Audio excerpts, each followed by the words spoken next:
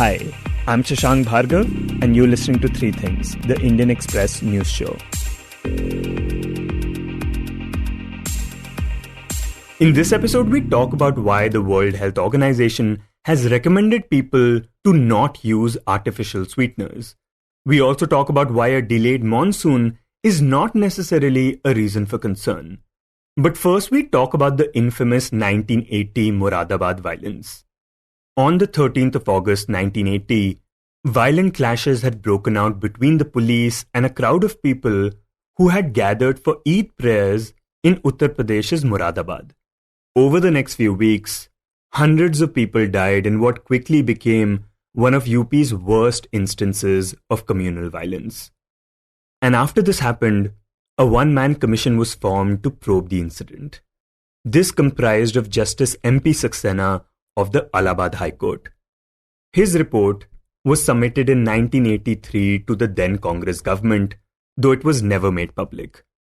But now, after nearly 43 years of the incident, the Yogi Adityanath-led UP government has announced that it would table the Saxena report in the State Assembly. In this segment, Indian Express's Deeptiman Tiwary joins us to talk about the incident, its aftermath, and why the Yogi government has decided to table the Saxena report. My colleague Rahel Philipose speaks to him. So, Deeptiman, to begin with, can you talk about what led to the infamous riot that broke out in Moradabad in 1980? On the day of Eid, on August 13, 1980, in the Eidgah in Moradabad, there were anywhere between 50,000 to 70,000 people on that morning offering Eid prayers. And about 200 meters from the Eidgah, there is a Valmiki Basti, basically a colony of Dalits. It is alleged that from this colony, since the Dalits used to rear pigs, one pig strayed into the prayer congregation on the road. And since a pig is considered to be impure in Islam, there was a commotion among the public about this whole thing. And the people started arguing with the police as to, you are here to, maintain law and order and ensure that this goes on peacefully. And why have you allowed pigs to enter the prayers? The policemen in turn got offended and they told the people that, guarding against pigs is not a police job. And this led to an altercation between police and the public. And this soon turned ugly, with people pelting stones at the police. And within minutes, one stone actually hit an SSP rank officer who collapsed to the ground, following which the police opened fire from the main gate of the Eidgah. Since there were only two exits, one the main gate from where the firing was coming on and another which led to a narrow bylane in a colony. A large number of people died in stampede, a significant number of them being children. And then people got angry and they went to the nearest police chowki. They burned the police chowki down, in which 2 police constables were killed.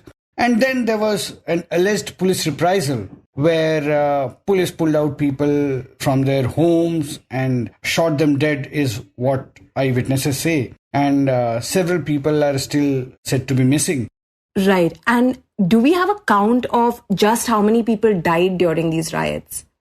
So the death toll in that entire incident, as recorded by the government, is only 83. Eyewitnesses put it to anywhere between 300 to 400. And post that immediate incident, the violence continued for a long time. And in a couple of weeks, it turned into Hindu-Muslim riots. And it is said that what started in August, through sporadic incidents in and around Moradabad, continued till November that year.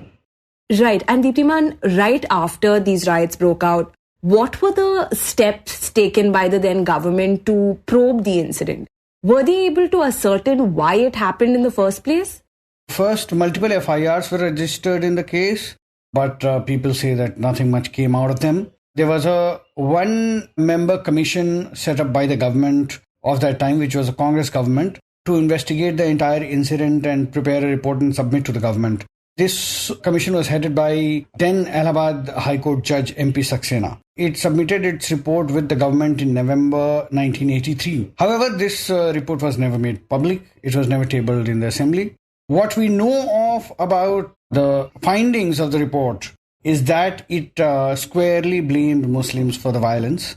It absolved police of almost all responsibility. and particularly mentioned one then Muslim League leader, Dr. Shamim Ahmad, of having engineered the riots to defame the then state government and to blame it on Dalits and Punjabi Hindus. Right. But do the findings of this report actually align with eyewitness accounts and media reports at the time?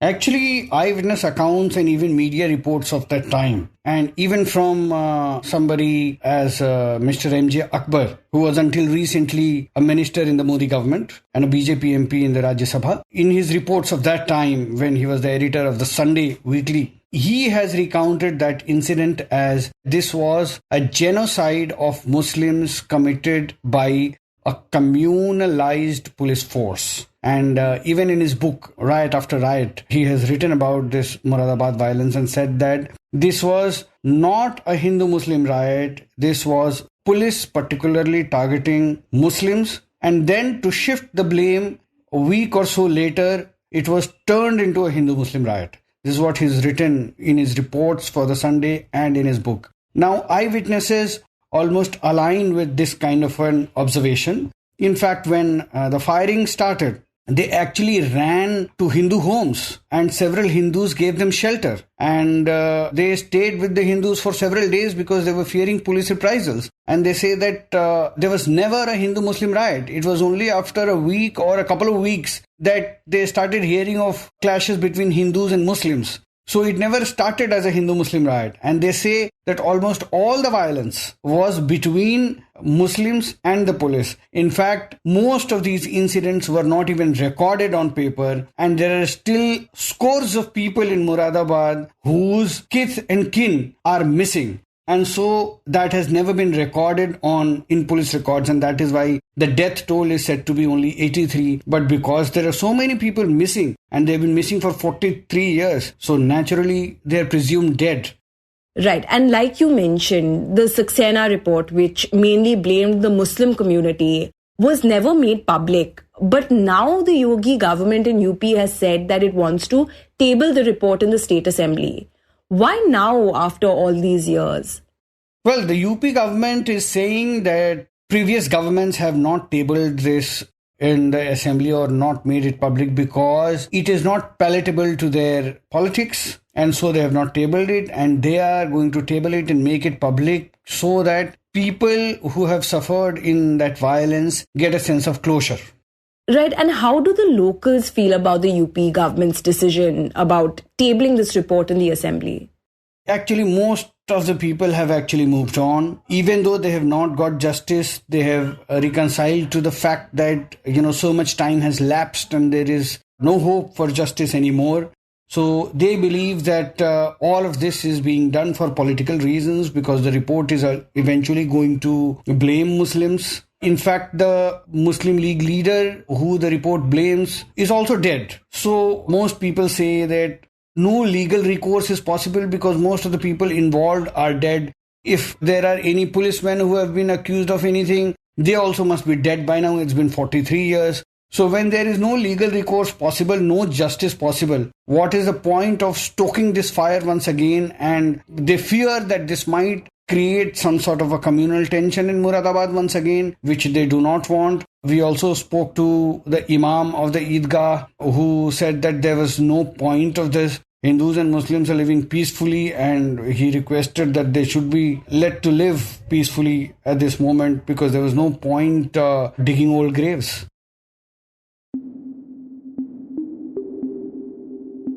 And next we talk about artificial sweeteners.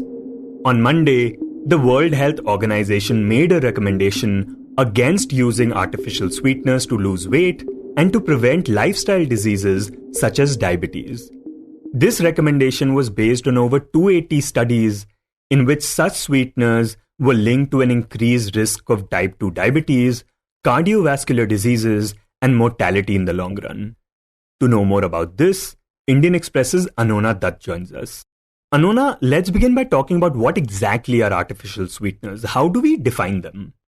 So, artificial sweeteners are essentially chemical compounds which mimic the sweet taste that you get from sugar. But sugar has calories, whereas artificial sweeteners do not. So they are kind of like 0-calorie sweetener that you can have. And for those who might not know, could you explain how something we ingest and something that has a taste have 0 calories? So artificial sweeteners, in fact, can be of two types. One is like completely a chemical formula, which basically gives the sweetness. It's for the taste. You feel everything is sweet, but it just passes through your system. Your digestive system cannot process it. So there is no calorie. Those are like 0 calories. Then there are like certain alcohol-based sweeteners, which are less sweet. So if you use those kind of sweeteners, you will feel that the product is less sweet, but it also has less calories than sugar normally would. So some of the things that are available are aspartame is like the most common thing that is used, which is found in a lot of the low calorie options in foods, in beverages. And then there is stevia, which is also commonly consumed by people. But there are several other things like sorbitol, etc., erythritol. There are several artificial sweeteners that can be used. Right, and for a while at least, artificial sweeteners were mainly used by people who had diabetes. But over time, we have seen that people who just want to consume less calories or go for a quote-unquote healthier option have started using them a fair bit. So could you talk about this change in consumption pattern?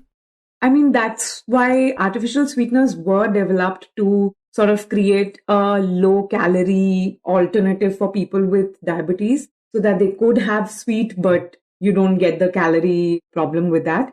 But artificial sweeteners gaining in popularity, a lot of the food products use it as to create the low-calorie options. So a lot of the sodas you would see would have a diet version, which is what would use these artificial sweeteners. That's why there are 0 calories in it, but it still has the sweetener, it has the taste and 0 calories. And that's a problem because people end up consuming more of these products. Yeah, because when you're consuming something with sugar, you kind of control yourself thinking, okay, I've had something, I should not have more. But when you're consuming something with 0 calories, for example, in your head, you're thinking, oh, I've not had any sugar, so I can have more of it. So that is the problem that doctors also say with, say, a diet soda. You end up consuming more. You think, okay, if I could have one Coke, I can probably have 3 Diet Cokes, and you end up drinking more of it. And now we know that it's not completely risk-free. So it's not something without consequences. Another thing is that, and this has been known for a while, the artificial sweeteners, the taste is quite sweet and they make you crave for more sweets as well. So that is another reason why, consuming artificial sweetener is not a great thing. Right, and this brings us to the WHO recommendation. Tell us, what exactly has the organization said about artificial sweeteners? So the WHO has said that people should not consume artificial sweeteners to try and reduce weight, body mass index, or have a diet which is more suitable to prevent lifestyle diseases like diabetes, cardiovascular diseases, etc. And they have based this recommendation on 283 different studies. They have looked at, adult population, children, women, what happens when they are consuming these artificial sweeteners.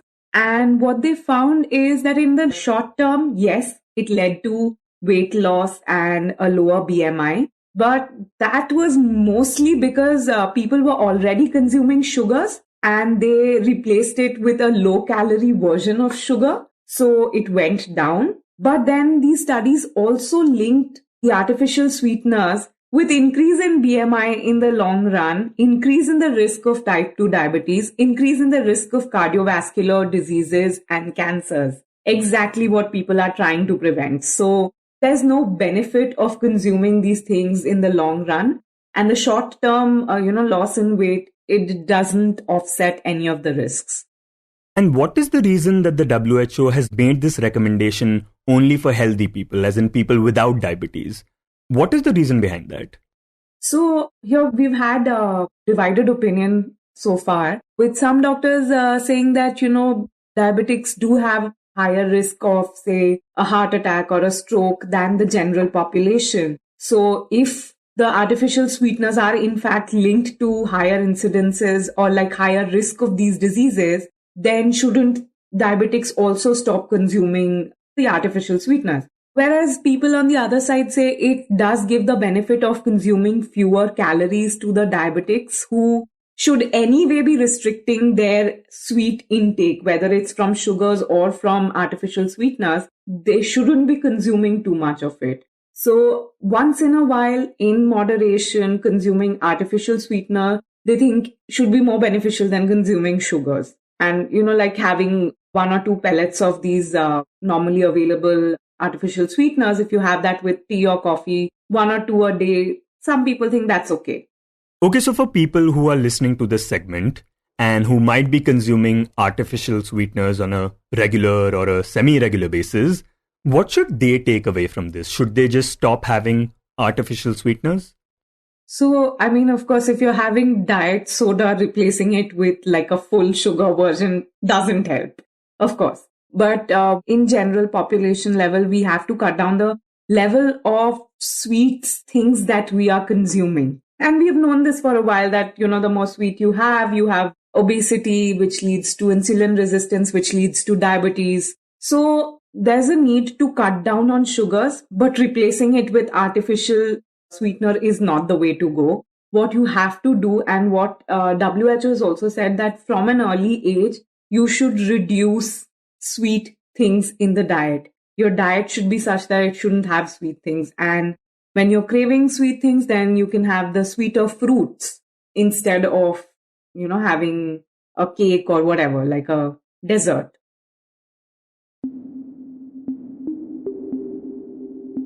And in the end, we talk about the monsoons. Earlier this week, the IMD, that is the India Meteorological Department, said that the monsoon will arrive late this year. And this is often a concern, especially for the agricultural sector that relies a lot on the monsoon arriving on time. And also a delay often makes people worry that this would lead to insufficient rainfall. So to find out how concerned we should be, my colleague Utsa Sarmin speaks to Indian Express's Amitabh Sinha. So Amitabh, the monsoon typically arrives on the 1st of June on the coast of Kerala. But according to the IMD, it's going to arrive late this time. Should we be concerned about that? Not at all. The onset of monsoon does not usually happen on 1st of June, even though the normal date is 1st of June. If you look at previous years, at least in the last 10-15 years that I looked at the onset dates, only 2 or 3 occasions did it actually happen on 1st of June. It has happened a couple of days earlier, a few days later. This time it's likely to happen on 4th. There is an error margin in the prediction, so it might even be delayed a couple of days later. Right, and even though many worry about it, you have written that the date of the onset is not really an indicator of the monsoon's performance. So can you tell us why that is the case? So very often it's discussed that if monsoon gets delayed, it's not a good monsoon, or that rainfall during the monsoon season might not be good. There is actually no correlation. A delayed onset of monsoon is only a starting problem. It's just about a delay in the start. That's all. It doesn't have any bearing whatsoever on the rainfall that would happen during the monsoon season. The quantity of rainfall and also the distribution of rainfall. It has absolutely no bearing on those. The monsoon, the performance of monsoon, or how we judge a good or bad rainfall monsoon season, is by the amount of rainfall that happens during the monsoon season, and also how uniform the distribution has been, how well distributed the rainfall has been, both in terms of time as well as in terms of its regional variability, whether most of the regions of the country have got good rainfall, have got timely rainfall. So that's how a good monsoon is judged, not by when it began or when the onset happened. And Amitabh, speaking of rainfalls, you have also written that in the last 14 years, that is since 2009, there were only 3 instances where India witnessed below normal rainfall. But you said that this does not paint an accurate picture of the monsoon's performance. So could you elaborate on this point? Right. So again, that is one number that we lay a lot of stress on, and probably unnecessarily. We lay a lot of emphasis on whether the country as a whole received normal rainfall during the monsoon season. What the IMD definition says that if it is anything less than 96%, that means it is deficient. It's not normal. The normal range is between 96% to 104% of the normal. But beyond this one single number that is tracked very keenly, at least in the media, what is more important is how good the rainfall has been over the entire country. So what we have been seeing increasingly is that the variability in terms of rainfall has been rising. One, of course, because of climate change, but even otherwise, there has been an increased variability in the rainfall. So that what is happening is that there are some areas which are getting lots of rainfall. There are other areas which are not getting sufficient rainfall. And yet, when you look at the normal, whether India has received normal rainfall or not, it averages out over a long period of time, and you might get, during the monsoon season, it got normal rainfall, but then, it masks a lot of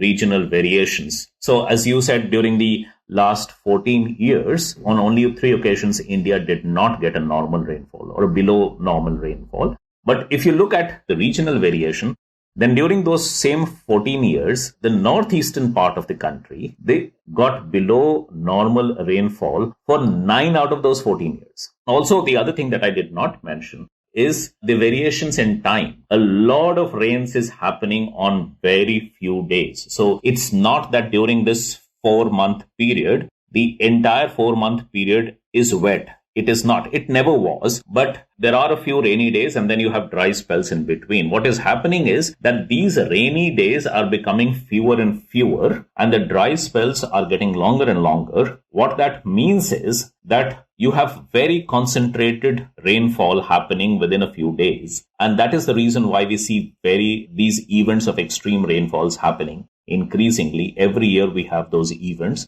and that leads to the kind of events like urban flooding, more broad flooding in larger areas that we see every year. So there have been extreme rainfall events, and the instances of extreme rainfall events have been increasing. So even in terms of the temporal variation, the rainfall is becoming more and more erratic.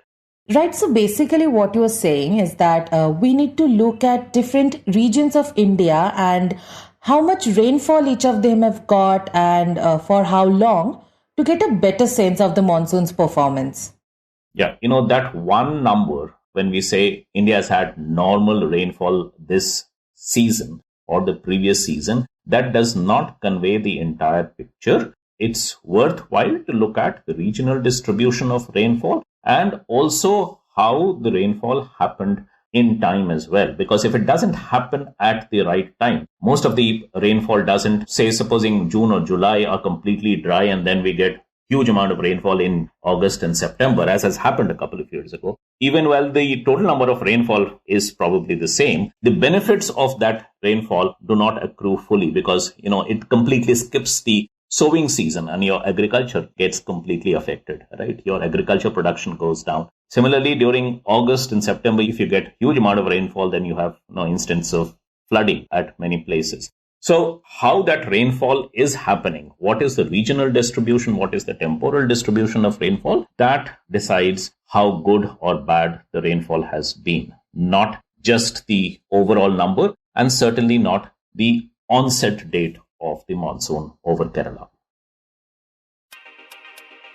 You were listening to 3 Things by the Indian Express. Today's show was edited and mixed by Suresh Pawar and produced by Utsa, Sarmin, Rahel, Philipose and me, Shashank, Bhargava. If you like the show, then do subscribe to us wherever you get your podcasts. You can also recommend the show to someone you think will like it. Share it with a friend or someone in your family. It's the best way for people to get to know about us. You can also tweet us at Express Audio and write to us at podcast@indianexpress.com.